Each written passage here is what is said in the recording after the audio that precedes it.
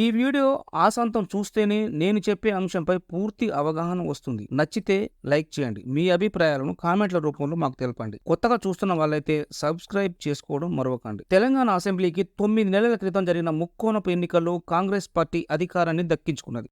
ఈ ఎన్నికల్లో కాంగ్రెస్ పార్టీకి 64 స్థానాలతో బొటాబెట్టి మెజారిటీ వచ్చింది. బీఆర్ఎస్ పార్టీ 39 స్థానాల్లో రెండో స్థానంలో నిలవగా బీజేపీ గతం కంటే మెరుగైన కేవలం 8 స్థానాలనే దక్కించుకొని వెనుకబడింది. అయితే ఈ ఎన్నికల తీరుతో బీఆర్ఎస్ పార్టీయే ప్రధాన ప్రతిపక్షంగా నిలిచింది. అయితే ఆ తర్వాత కొద్ది కాలానికే జరిగిన లోక్సభ ఎన్నికల్లో వచ్చిన ఫలితాలతో విచిత్ర పరిస్థితి ఏర్పడింది. ఈ ఎన్నికల్లో రాష్ట్రంలో అధికారంలో ఉన్న కాంగ్రెస్ 8 స్థానాలు, కేంద్రంలో అధికారంలో ఉన్న బీజేపీ 8 స్థానాలు దక్కించుకున్నాయి. గత 10 ఏళ్లు అధికారంలో ఉన్న బీఆర్ఎస్ కు చుక్కెదురై ఒక్క స్థానం కూడా దక్కలేదు. మరి ఈ ఎన్నికల తీరును బట్టి చూసే రాష్ట్రంలో బీజేపీ ప్రధాన ప్రతిపక్షంగా ఎదుగుతుందని విశ్లేషకులు సైతం భావించారు. ఇక ఇప్పుడు చెప్పండి, రాష్ట్రంలో అసలు ప్రధాన ప్రతిపక్ష పార్టీ ఏది? అసెంబ్లీ ఎన్నికల్లో ప్రజలు బీఆర్ఎస్ ను ద్వితీయ స్థానంలో నిలపగా లోక్సభ ఎన్నికల్లో అదే పార్టీని 3వ స్థానానికి నెట్టారు. ఆనాటి అసెంబ్లీ ఎన్నికల్లో 3వ స్థానం ఇచ్చి సరిపెట్టిన బీజేపీని లోక్సభ ఎన్నికల్లో అధికార పార్టీకి సరిసమాన సీట్లతో పోటాపోటీ బలం ఇచ్చారు. అయితే ప్రతిపక్ష పార్టీ అంటే సీట్లతో పాటు అధికార పార్టీ ప్రజా వ్యతిరేక విధానాలను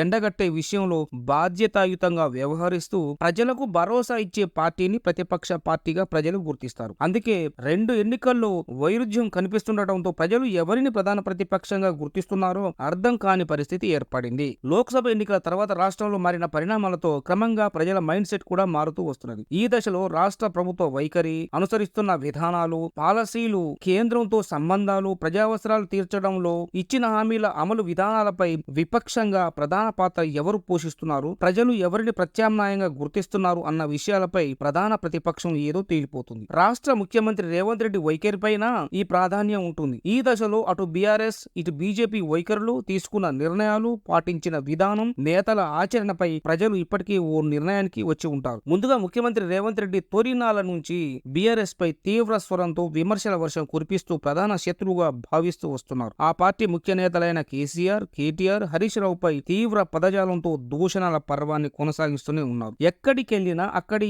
ఆ పార్టీ ఎమ్మెల్యేలను దునుమాడుతూ ఆరోపణలు గుప్పిస్తున్నారు. గత ప్రభుత్వ విధానాలను తూర్పారబడుతూ లోపాలున్నాయని ఎత్తుచూపుతున్నారు. సీఎం పాల్గొన్న ఎలాంటి సమావేశాల్లోనైనా బీఆర్ఎస్ నేతలు, మరీ ముఖ్యంగా ఆ పార్టీ ముఖ్య నేతలే లక్ష్యంగా ఆరోపణలు గుప్పిస్తూ ఓ రేంజ్ లో దర్పం ప్రదర్శిస్తున్నారు. కేంద్రంలోని కాంగ్రెస్ కు బీజేపీ ప్రధాన శత్రువైన సీఎం రేవంత్ రెడ్డి మాత్రం మిత్రత్వాన్ని ప్రదర్శిస్తూ వస్తున్నట్టు ఆయన వైఖరే తేటతెల్లం చేస్తున్నది. ఓ దశలో ప్రధాని మోదీని పెద్దన్నగా భావిస్తున్నట్టు తన మనసులోని మాటను చెప్పకనే చెప్పారు. ఆ పార్టీ బీజేపీ నేతలతోనూ స్నేహపూర్వకంగా ఉంటున్నారు. మరో అడుగు ముందుకేసి కేంద్ర మంత్రులైన కిషన్ రెడ్డి, బండి సంజయ్ల సాయం కోరేదాకా వెళ్లారు. ఇదేమి వైచిత్యమో గాని మల్కాజిగిరి ఎంపీ ఈటెల రాజేందర్, శాసనసభ పక్ష నేత మహేశ్వర్ రెడ్డి మినహా కేంద్ర మంత్రులు, ఎంపీలు, ఎమ్మెల్యేలు, ముఖ్య నేతలు రాష్ట్ర ప్రభుత్వ విధానాలపై రేవంత్ రెడ్డి వైఖరికి మద్దతుగానే వ్యవహరిస్తున్నట్టు కనిపిస్తున్నది. ఇది వ్యూహాత్మకమా లేక పార్టీ వైఖరా అన్నది తెలియడం లేదు. ఇక ఇక్కడ అసలు విషయం కొట్టొచ్చినట్టు కారణం వస్తుంది. కాంగ్రెస్ ఎన్నికల ముందు ఇచ్చిన హామీల అమలు విషయంలో ఆపసోపాలు పడుతున్నది. ఈ దశలో కేవలం మహిళలకు బస్సుల్లో ఉచిత ప్రయాణం మినహా ఏ ఒక్కటిని సంపూర్ణంగా అమలు చేయలేదు. ఉచిత కరెంటు కూడా కొందరు అర్హులైన వారికి అమలు కాలేదన్న వినతులు వేలల్లోనే ఉన్నాయి. 2 లక్షల రుణమాఫీ అమలుకు పూనుకున్నా ఇంకా లక్షలాది మంది రైతులు 2 లక్షల లోపు రుణాలు మాఫీ కానే లేదు. మహిళలకు ఇస్తామన్న నెలకు 2500 అతిగతి లేదు. వృద్ధాప్య, దివ్యాంగుల పింఛన్లు పెంచనే లేదు. గ్యాస్ సబ్సిడీ అందడం లేదు. కాంగ్రెస్ ప్రభుత్వం వచ్చాక కొత్తగా తెచ్చిన ఉద్యోగాలు లేనే లేవు. ఇచ్చిన ఉద్యోగాలు కూడా బీఆర్ఎస్ నాటివే కావడం గమనార్హం. ఇంకా ఎన్నో హామీలు అమలుకు నోచడం లేదు. ఇదిలా ఉండగా హైడ్రా పేరిట కాంగ్రెస్ సర్కారు హైరానా చేస్తున్నది. మూసీ సుందరీకరణ పేరిట పేదలు, మధ్యతరగతి కుటుంబాలను భయభ్రాంతులకు గురి చేస్తున్నది. ఇప్పటికే ఎన్నో కుటుంబాలను రోడ్డున పడేసింది. ఈ నేపథ్యంలో కోర్టు మొట్టికాయ వేసినా ప్రజల నుంచి తీవ్ర వ్యతిరేకత వస్తున్నా రేవంత్ రెడ్డి సర్కారు వెనుకంజ వేయడమే లేదు. ఈ దశలో బీజేపీ నేతలు తలా ఓ దిక్కున ఉంటూ తలా ఓ మాట అంటూ ఆషామాషిగా వ్యవహరిస్తున్నారు. కాంగ్రెస్ హామీల అమలులో రాష్ట్రంలో ప్రధాన పార్టీగా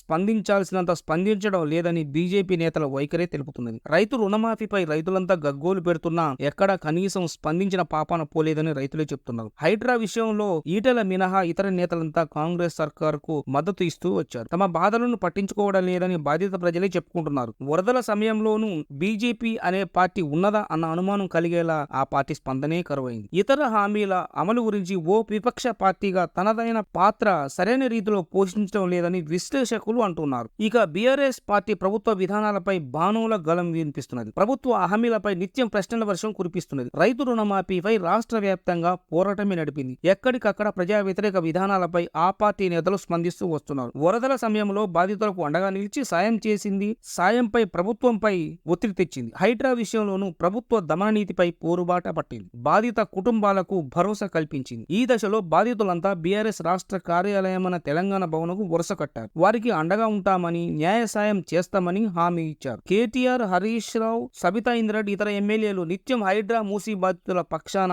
నిలుస్తున్నారు. ఇక ఇప్పుడు మీరే చెప్పండి, రాష్ట్రంలో ప్రధాన ప్రతిపక్షం ఏది? ప్రభుత్వ ప్రజా వ్యతిరేక విధానాలపై పోరాడుతున్నది ఎవరు? ప్రజలు ఆపదలో ఉంటే మేమున్నామంటూ నిలిచింది ఏ పార్టీ? ప్రజలకు ఏ పార్టీ నమ్మకం కలుగుతున్నది? నేను చెప్పిన విషయాలను బట్టి మీరే బేరీజు వేసుకోవచ్చు. ప్రధాన ప్రతిపక్షంగా ఎదిగే అవకాశం ఉండి వచ్చే ఎన్నికల నాటికి అధికారం కైవసం చేసుకునే అరుదైన అవకాశాన్ని బీజేపీ చేజేతుల జార విడుచుకుంటున్నట్టుగా పరిణామాలు తేటతెల్లం చేస్తున్నాయి. లోక్సభ ఎన్నికల్లో కోల్పోయిన ప్రజా మద్దతును కూడగట్టేందుకు బీఆర్ఎస్ నిరంతరం పాటుపడుతున్నట్టు తెలుస్తున్నది. ఇప్పటి వరకు బీఆర్ఎస్ పార్టీ పైచేయి సాధించిన చివరిదాకా పరీక్షా కాలమే. ఇంకా 4 ఏళ్ల కాలం రెండు పార్టీలకు మిగిలి ఉన్నది. ఈ కాలంలో ప్రజా వ్యతిరేక విధానాలను ఎండగడుతూ ప్రజలకు మద్దతుగా ఏ పార్టీ నిలిస్తే ఆ పార్టీయే ప్రధాన ప్రతిపక్షమై రేపు అధికార పక్షమై నిలదొక్కునే అవకాశం ఉన్నది. కొసమెరుపు ఏమిటంటే, ఒకవేళ కాంగ్రెస్ పార్టీ తానిచ్చిన హామీలన్నింటినీ అమలు చేస్తే మాత్రం వచ్చే ఎన్నికల్లో మళ్ళీ ఆ పార్టీ అధికారం కైవసం చేసుకోవచ్చు.